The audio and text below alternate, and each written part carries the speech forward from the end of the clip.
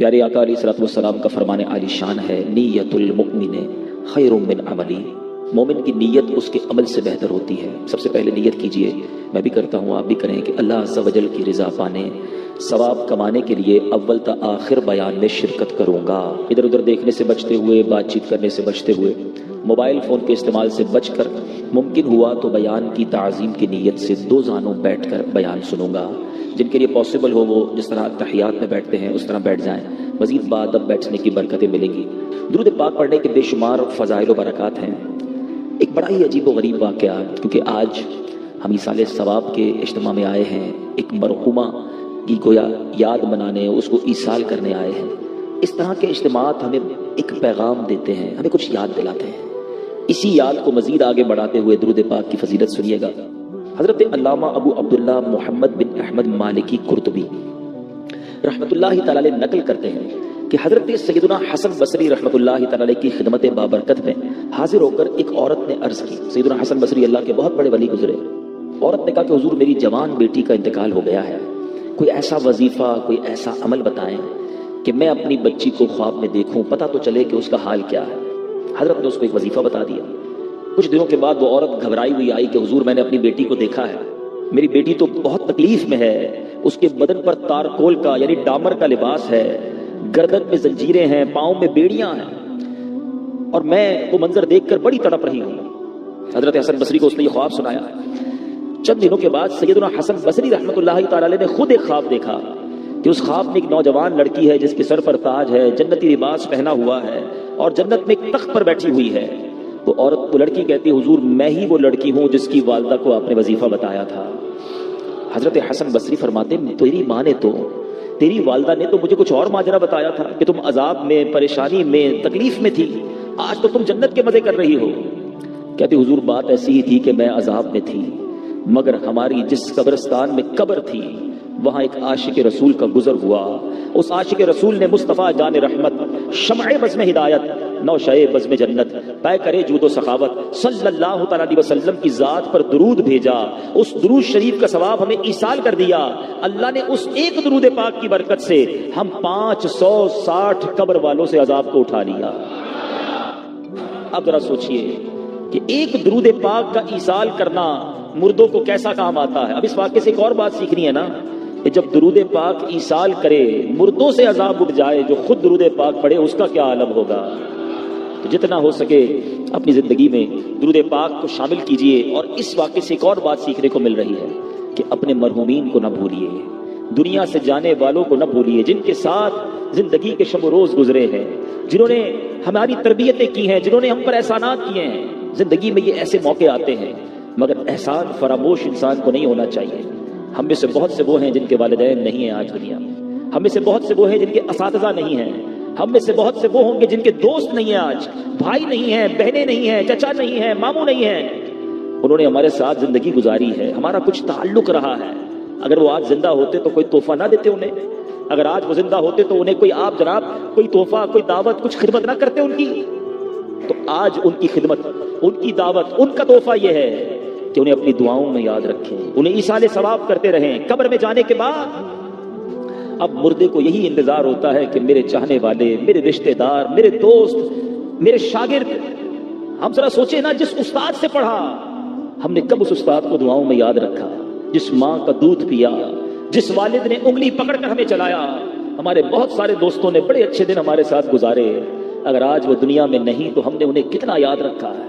یہ ایصال ثواب کا واقعہ مجھے اور آپ کو درس دے رہا ہے کہ دنیا سے جانے والوں کو یاد رکھنا۔ تم دنیا سے جانے والوں کو یاد رکھو گے، بعد والے تمہیں بھی یاد رکھیں گے۔ یہ ریت، یہ رواج، یہ انداز کہیں بدل نہ جائے کہ اگر آج یہ رواج بنتا گیا کہ لوگ مرحومین کو بھولنے لگے تو کل ایسا نہ ہو مجھے بھی لوگ بھول نہ جائیں۔ میں ایک مشورہ بھی دوں گا، اپنے بچوں کے سامنے، اپنی فیملی کے سامنے اپنے مرحومین کو ایصال کیا کرو۔ اپنے والدین، جن کے والدین نہیں ان کی قبر پر جایا کرو۔ بہرحال درود پاک کی فضیلت ہم نے سنی ہے، محبت کے ساتھ بآواز بلند درود پاک پڑھ لیجئے۔ صلو علی الحبیب صلی اللہ تعالی علی محمد صلی اللہ علیہ وسلم۔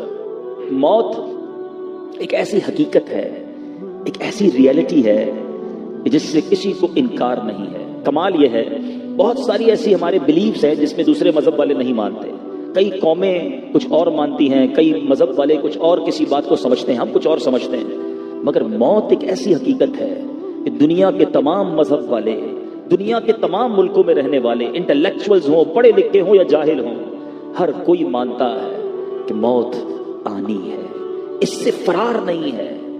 اور میرے بیچ اسلامی بھائیوں، آج ایک قرآنی واقعے کے ذریعے سمجھیں گے کہ سب سے پہلے دنیا میں موت کس کو آئی، سب سے پہلے دنیا سے انتقال کس نے کیا، اور سب سے پہلے تدفین کس کی ہوئی اور کیسے ہوئی۔ یہ قرآنی واقعہ آپ کی اور میری معلومات میں اضافے کا باعث بھی بنے گا۔ عجائب القرآن میں حضرت علامہ عبد المصطفیٰ اعظمی علیہ رحمۃ اللہ کبھی تحریر فرماتے ہیں، روئے زمین پر سب سے پہلا قاتل قابیل تھا، جس نے اپنے ہی بھائی حابیل کو قتل کیا۔ یہ دونوں حضرت آدم علیہ السلام کے فرزند ہیں، اور دونوں کا واقعہ کیا تھا کہ حضرت حوا کی ہر حمل میں ایک لڑکا پیدا ہوتا اور ایک لڑکی پیدا ہوتی۔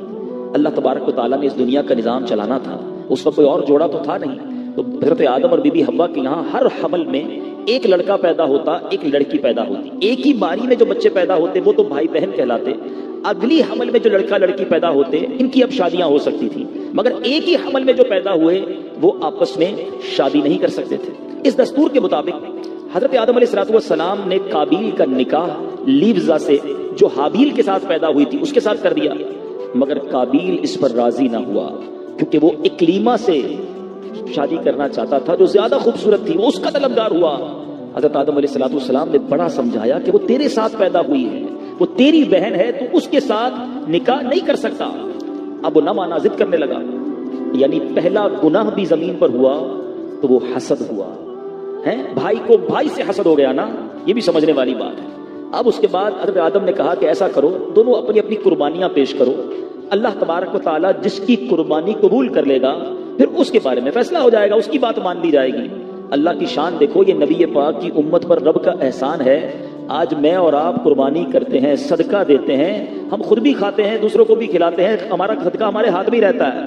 پہلے کی قوموں کا دستور یہ تھا کہ صدقہ رکھا جاتا، جس کا صدقہ قبول ہونا ہوتا آسمان سے آگ آتی اور اس آگ کو، اس صدقے کو لے جایا کرتی، جلا دیتی تو صدقہ قبول کہلاتا تھا۔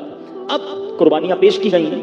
اب میرے میٹھے اسلامی بھائیوں، حضرت حابیل نے جو قربانی پیش کی، اس کو قربانی کو آگ آئی آسمان سے اور وہ لے گئی۔ قابیل کے گیہوں چھوڑ دیے گئے، قابیل نے گیہوں پیش کیے تھے اور حابیل نے بکری کی قربانی پیش کی۔ اب قابیل کے دل میں حسد اور بغض پیدا ہوا کہ میرا بھائی جو ہے یہ اس لڑکی سے شادی کرے گا جس سے میں کرنا چاہتا ہوں۔ دوسری بات پتہ چلی کہ کائنات میں پہلی لڑائی، پہلا جھگڑا، پہلا حسد ہونے کی وجہ بھی عورت تھی۔ یہ عورت کے فتنے سے اللہ مجھے اور آپ کو محفوظ فرمایا ہے۔ اپنی آنکھوں کی حفاظت کیجئے، اپنے معاملات کو درست کیجئے۔ انسان پہلے کہتا نہیں جناب میں تو بڑا نارمل ہوں، آپس میں رشتہ دار ہے، لیکن ایک وقت ایسا آتا ہے کہ انسان کی آنکھوں پر جب نفسانی خواہشات کی پٹی آتی ہے، اب بھائی بھائی کو قتل کرنے کے لیے تیار ہو جاتا ہے۔ اب قابیل نے کیا کیا؟ قابیل نے حابیل کو قتل کر دیا، مگر اس سے پہلے تو کوئی مرا ہی نہیں تھا نا۔ وہ سوچتا رہا کہ اب میں لاش کا کروں کیا، کئی دنوں تک کاندھے پر اٹھائے لاش گھومتا رہا، تدفین تو ہوئی نہیں تھی نا، مرا ہی کوئی نہیں تھا دنیا میں، تو پتہ ہی نہیں تھا پروسیجر کیا ہے، مرنے کے بعد مردے کے ساتھ کرنا کیا ہے۔ اب اللہ تعالیٰ نے دیکھیں کیسا ایک حکمت کا نظام بنایا کہ قابیل کے سامنے ایک ایسا منظر آیا کہ دو کوے آپس میں لڑ پڑے، ایک کوے نے دوسرے کوے کو مار دیا۔ اب اس نے کیا کیا؟ اپنے پنجوں سے زمین کریدی اور پہلے کوے کی لاش اس میں دفن کر دی۔ گویا یہ پیغام دیا گیا، بتایا گیا کہ مردہ دفنانا ایسے ہے۔ تو اب قابیل نے حابیل کو دفنایا اور ان کو جو سمجھیے کہ زمین میں ان کی تدفین ہوئی۔ تو اے میرے پیچھے اسلامی بھائیوں، پہلا قتل قابیل نے کیا، پہلا جرم حسد تھا، کس بنا پر ہوا یہ بھی آپ نے سنا، اور پہلی تدفین بھی حابیل کی ہوئی۔ اب آئیے تدفین کی بات کرتے ہیں۔ شریعت میں تدفین کا حکم کیا ہے؟ یاد رکھیے، مسلمان کی تجہیز و تکفین یہ فرض کفایہ ہے، یعنی سب پر فرض ہے، لیکن اگر کچھ لوگ مل کر ادا کر دیں تو یہ سب پر سے یہ فرض جو ہے یہ ادا ہو جائے گا، اور سبحان اللہ یہ وہ نیکی ہے، لوگ عموماً اس سے کتراتے ہیں۔ یہ وہ کام ہے، یہ وہ اجر ہے کہ نبی پاک علیہ الصلوۃ والسلام نے ارشاد فرمایا، جو کسی میت کو نہلائے، کفن پہنائے، خوشبو لگائے، جنازہ اٹھائے اور نماز پڑھے، اور جو ناقص بات، بعض اوقات غسل کے دوران کوئی ایسی بات سامنے آتی ہے جو بتانے والی نہیں ہوتی، آقا فرماتے وہ ناقص بات اسے چھپا دے تو وہ گناہوں سے ایسا پاک ہو جاتا ہے جیسے پیدائش کے دن ہوا تھا۔ یعنی کتنی بڑی نیکی ہے. خوش نصیب ہے وہ اسلامی بھائی، وہ اسلامی بہنیں جو اپنے آپ کو پیش کرتے ہیں اس نیکی کے لیے. لوگ کتراتے ہیں. یہ کام سیکھنا چاہیے اور اس پر عمل کرنا چاہیے. حضرت سیدنا جابر رضی اللہ تعالیٰ عنہ سے روایت ہے، تاجدار رسالت مخزن جود و سخاوت صلی اللہ تعالیٰ علیہ وسلم نے فرمایا، جو جنازے کے ساتھ چلا اور تدفین تک ساتھ رہا، اللہ عز و جل اس کے لیے 3 قرات ثواب لکھے گا، جن میں سے ہر قرات جبل احد سے بڑا ہوگا. یعنی جنازے کے ساتھ جانا، تدفین ساتھ رہنا، یہ کتنی بڑی نیکی ہے. اور سنو، کفن پہنانا کتنا پسندیدہ عمل ہے. نبی پاک علیہ الصلوۃ والسلام نے فرمایا، جس نے کسی میت کو کفنایا یعنی کفن پہنایا تو اللہ عز و جل اسے سندس کا لباس یعنی جنت کا انتہائی قیمتی ریشمی لباس پہنائے گا. سبحان اللہ، سبحان اللہ. اے میرے بیچ اسلامی بھائیو، خوش نصیب ہے وہ اسلامی بھائی جو ان نیکی کے کاموں میں آگے بڑھتے ہیں. اللہ سلامت رکھے دعوت اسلامی والوں کو. دعوت اسلامی نے تو باقاعدہ ایک شعبہ بنا دیا ہے، مجلس سے تجہیز و تکفین، جس میں اسلامی بھائیوں کو، اسلامی بہنوں کو باقاعدہ کورس کروایا جاتا ہے کہ آپ اس نیکی میں آگے بڑھیں اور یہ برکتیں لوٹنے. ہمیں بھی چاہیے. ویسے غور کرنے کی بات ہے کہ ہمارے گھر میں جنازہ نہیں ہوا تو ہونا ہے. میرے گھر میں آج تک جنازہ نہیں ہوا تھا. کئیوں کے جنازے میں گیا تھا، مگر اپنے گھر سے جب جنازہ اٹھا تو بہت کچھ احساس ہوا. ساتھ ساتھ یہ بھی پتا چلا، الحمدللہ ہمارے گھر کی اسلامی بہنوں نے یہ کورس کیا ہوا تھا تو گھر کی اسلامی بہنوں نے ہی والدہ کو الحمدللہ غسل دیا. لیکن ذرا سوچئے، میرے اور آپ کا جنازہ ہوا تو افضل تو یہ ہے کہ بیٹا باپ کو غسل دے، بیٹا والد کا جنازہ پڑھائے، بیٹا والد کو سنت کے مطابق کفن دے. میرا ایک سوال ہے یہاں موجود سارے اسلامی بھائیوں سے، کیا ہمارے بچوں کو ہم نے یہ سکھایا ہے؟ ہماری فیملی میں کسی ایک کو میت کو غسل دینے آتا ہے، کسی ایک کو کفن دینے آتا ہے، کسی ایک کو نماز جنازہ پڑھنی یا پڑھانے آتی ہے؟ ہم سوچیں نا کہ ہم کیسی تربیت کر رہے ہیں. میں آپ کو مشورہ دوں گا، دعوت اسلامی والے مسئلہ بتاتے بھی ہیں، سولوشن بھی بتاتے ہیں. کمال کر دیا ہماری اس مجلس نے تو کہ ویڈیو اس کی باقاعدہ VCD جاری کر دی ہے کہ اگر آپ تو ایپلیکیشن بھی آ گئی ہے، اپنے گھر والوں کو بٹھائیں، یہ 1 گھنٹے کی ویڈیو دکھا دیں کہ بیٹا دیکھو ایسے غسل ہوتا ہے، ایسے کفن دیا جاتا ہے، اور ایک آدھ کسی جنازے میں اپنے بیٹے کو ساتھ لے جائیں تاکہ غسل میں کفن میں وہ سیکھ لے، تاکہ جب آپ کا یا میرا انتقال ہو تو افضل یہ ہے، وہ باپ خوش نصیب ہے جس کو اس کا بیٹا سنت کے مطابق غسل دے، اس کو کفن دے، اپنے ہاتھوں سے اسے قبر میں اتارے. تو بہرحال میرے بیچ اسلامی بھائیوں، اب کچھ مسائل نماز جنازہ کے بارے میں سن لیجئے. کچھ کنفیوژنز بھی ہیں، وہ بھی آج کلیئر ہو جائیں گی. نماز جنازہ فرض کفایہ ہے، ایک بھی ادا کر لے تو سب بری ذمہ ہو جائیں گے، ورنہ جن جن کو خبر پہنچے گی، یعنی کسی نے بھی ادا نہیں کیا تو جن جن کو خبر پہنچی وہ سب کے سب گناہ گار ہوں گے. اس کے لیے جماعت شرط نہیں ہے، کوئی اکیلا بھی نماز جنازہ پڑھ لے، کوئی ہے ہی نہیں جماعت کے لیے، تو بھی نماز جنازہ ہو جائے گی. البتہ اس کی فرضیت کا انکار کفر ہے، یاد رکھیے گا. اچھا، خودکشی کوئی کر لے تو اس میں کنفیوژن ہوتی ہے کہ نماز جنازہ پڑھی جائے گی کہ نہیں. رد المختار کے ذریعے یہ جواب سن لیجیے کہ جس نے خودکشی کی، حالانکہ یہ بہت بڑا گناہ ہے، مگر اس کی جنازے کی نماز بھی پڑھی جائے گی. اگرچہ قصدن جان بوجھ کر خودکشی کی ہو تو اسے غسل بھی دیں گے اور نماز بھی پڑھیں گے. سبحان اللہ. جنازہ پڑھ لیا، اب جنازے کو کاندھا دینے کا کتنا ثواب ہے. میں نے براہ راست کبیرہ گناہ معاف ہونے کی میں نے 2 ہی عمل پڑھے ہیں آج تک کہ جس میں کبیرہ گناہ معاف کرنے کی بشارت دی گئی ہے. ایک حاجی کو کہ جب وہ جمرات کی رمی کرتا ہے، ہر کنکر پر اس کا ایک کبیرہ گناہ معاف کر دیا جاتا ہے. ہم اللہ سے دعا کرتے ہیں اسی سال ہمیں حج کی سعادت عطا فرما، جمرات کی رمی ہو، ہر کنکر پر کبیرہ گناہ معاف. لیکن چلو یہ تو سال میں ایک موقع ہے نا. میرے اللہ کی رحمت دیکھو، نبی پاک فرماتے ہیں جو جنازہ لے کر 40 قدم چلے اس کے 40 کبیرہ گناہ معاف کر دیے جائیں گے. ہمارے ایک بڑا عجیب رواج ہو گیا ہے، 2 قدم چلیے، آواز لگاتے ہیں. امیر اہل سنت بڑی پیاری تربیت فرماتے ہیں کہ آواز بھی لگانی ہے تو لگاؤ کہ 10 قدم لے کر چلیں. چاروں پائے پر 10 قدم لے کر چلنا یہ سنت ہے. بدر الشریعہ، بدر الطریقہ.